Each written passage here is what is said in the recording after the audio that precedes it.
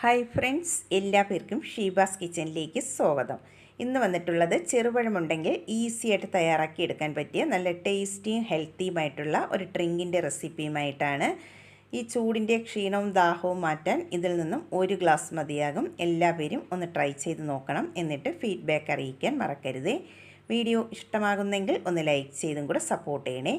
എന്നാൽ നമുക്ക് ഈ ടേസ്റ്റി ആയിട്ടുള്ള ഡ്രിങ്ക് എങ്ങനെയാണ് തയ്യാറാക്കി എടുക്കുന്നതെന്ന് നോക്കാം.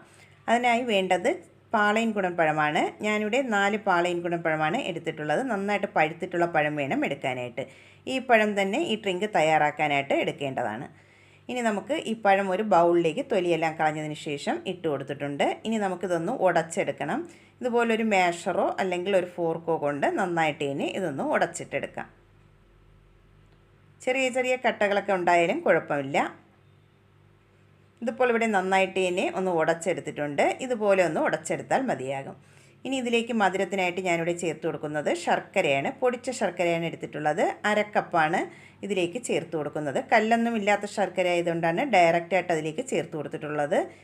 കല്ലൊക്കെ ഉള്ള ശർക്കരയാണ് എടുക്കുന്നതെങ്കിൽ ഒരു 1/4 കപ്പ് വെള്ളമൊഴിച്ച് ഒന്ന് മെൽറ്റ് ചെയ്തതിന് ശേഷം അരിച്ചിട്ട് വേണം ചേർത്ത് കൊടുക്കാനായിട്ട്. ശർക്കരയും കൂടെ ചേർത്തതിന് ശേഷം നന്നായിട്ട് ഇനി ആ പഴവുമായിട്ട് ഒന്ന് മിക്സ് ചെയ്തിട്ട് എടുക്കാം. നന്നായിട്ട് ഇനി ആ ശർക്കരയെല്ലാം ഒന്ന് മെൽറ്റായി വരണം. അതുവരെ ഒന്ന് മിക്സ് ചെയ്തിട്ട് എടുക്കണം. ആ പഴവുമായിട്ട് നന്നായിട്ട് ഇനി ഒന്ന് യോജിച്ച് വന്നിട്ടുണ്ട്. ഇനി നമുക്ക് ഇതിലേക്ക് ചേർത്ത് കൊടുക്കേണ്ടത് തേങ്ങാപ്പാലാണ്. തേങ്ങയുടെ 2ാം പാലാണ് ആദ്യം ചേർത്ത് കൊടുക്കുന്നത്. ഞാനിവിടെ 1/2 കപ്പ് 2ാം പാലാണ് ചേർത്ത് കൊടുക്കുന്നത്. നിങ്ങൾക്ക് എത്രയാണോ ഡ്രിങ്കിന് കട്ടി വേണ്ടത് അതനുസരിച്ച് തേങ്ങാപ്പാൽ എടുക്കാവുന്നതാണ്. ആദ്യം ഞാനിവിടെ 2ാം പാൽ 1/2 കപ്പ് ചേർത്ത് കൊടുക്കുന്നുണ്ട്. എന്നിട്ട് നമുക്ക് ആദ്യം നന്നായിട്ട് ഇനി ഒന്ന് മിക്സ് ചെയ്തിട്ട് എടുക്കാം. ഇതിപ്പോൾ 2ാം പാൽ ചേർത്ത് നന്നായിട്ട് തന്നെ ഒന്ന് മിക്സ് ചെയ്തെടുത്തിട്ടുണ്ട്. ഇനി നമുക്ക് ബാക്കി ഇതിലേക്ക് 1ാം പാലും കൂടെ ചേർത്ത് കൊടുക്കാം. 1ാം പാൽ ഞാനിവിടെ 1 കപ്പാണ് എടുത്തിട്ടുള്ളത്. അതും കൂടെ ഇതിലേക്ക് ചേർത്ത് കൊടുക്കാം. എന്നിട്ട് വീണ്ടും നന്നായിട്ട് തന്നെ ഒന്ന് മിക്സ് ചെയ്തിട്ട് എടുക്കാം. അതുപോലെ മധുരം കൂടുതൽ ആവശ്യമുള്ളവർക്ക് ഒരു 1/4 കപ്പ് വരെ ശർക്കര ചേർത്ത് കൊടുക്കാവുന്നതാണ്. ഞാനിവിടെ കുറച്ചൊന്ന് ലൂസായിട്ടുള്ള കൺസിസ്റ്റൻസിയിലാണ് തയ്യാറാക്കി എടുത്തിട്ടുള്ളത്. നിങ്ങൾക്ക് എത്രയാണോ ഇത് കട്ടി വേണ്ടത് അതനുസരിച്ച് തേങ്ങാപ്പാൽ ചേർത്ത് അതിൻ്റെ കൺസിസ്റ്റൻസി റെഡിയാക്കി എടുക്കാവുന്നതാണ്. കട്ടി കുറച്ച് മതിയെങ്കിൽ തേങ്ങാപ്പാൽ കുറച്ച് ചേർത്ത് കൊടുക്കാവുന്നതാണ്. ഡ്രിങ്ക് ഇവിടെ റെഡി ആയിട്ടുണ്ട്. നമുക്കിനി ലാസ്റ്റ് ഇതിലേക്ക് നല്ലൊരു ഫ്ലേവറിനായിട്ട് ഒരു 1/2 ടീസ്പൂൺ ഏലക്കാപ്പൊടിയും കൂടെ ചേർത്ത് കൊടുക്കാം.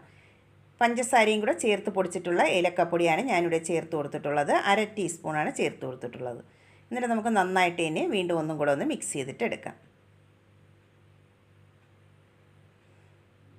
ഇതിപ്പോൾ നന്നായിട്ട് തന്നെ ഒന്ന് മിക്സ് ചെയ്തെടുത്തിട്ടുണ്ട്. ഇനി ഇത് നമുക്ക് മാറ്റി വയ്ക്കാം. അടുത്തതായി ഒരു പാൻ സ്റ്റൗവിലേക്ക് വെച്ചതിന് ശേഷം അതിലേക്ക് നമുക്ക് ചൂടായി വരുമ്പോൾ 1 ടേബിൾ സ്പൂൺ നെയ്യ് ചേർത്ത് കൊടുക്കാം.